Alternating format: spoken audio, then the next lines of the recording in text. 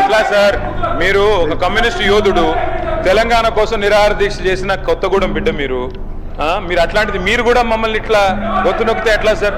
ముఖ్యమంత్రి గారు అంత ఫ్రస్ట్రేషన్ లో అంత ఆవేశంలో అంత ఆవేశం అంత అయ్యో పదవిలోకి వచ్చిన తర్వాత కూడా ఇంత ఫ్రస్ట్రేషన్ నా జీవితంలో ఎవరిలో చూడలేదు సార్ నేను.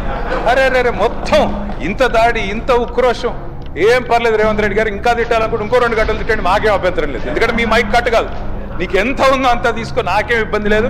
మీ తిట్లన్నీ మాకు దీవెనలు, మీ తిట్లన్నీ మాకు దీవెనలు, మాకు ఆశీర్వాదాలు. మీరు ఎంత మాట్లాడితే మాకు అంత మంచిది. ఎందుకంటే మీ వల్ల ఖచ్చితంగా ఇంకొక 20 ఏళ్ళు కాంగ్రెస్ ఓటేయాలంటే ఎవరైనా భయపడే పరిస్థితి తెలంగాణ మొత్తంలో వస్తున్నది. మీరు పోయి ప్రచారం చేశారు, మహారాష్ట్రలో ప్రచారం చేశారు, హర్యానాలో చేసినారు, ఢిల్లీలో చేసినారు, అద్భుతాలు సాధించారు. మొన్న పోయి ఎమ్మెల్సీ ఎలక్షన్లో కూడా చేసినారు.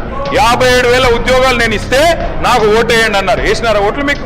అందుకే అంటున్నారు రేవంత్ రెడ్డి గారు రంకెలతో ఏమి రాదు, ప్రతిపక్షాల మీద దాడి చేస్తే కాదు. అధ్యక్ష మీరు వచ్చిన తర్వాత అధ్యక్ష పెద్దవాగు 2 సార్లు కొట్టుకొని పోయింది, సుంకిశాల కూలి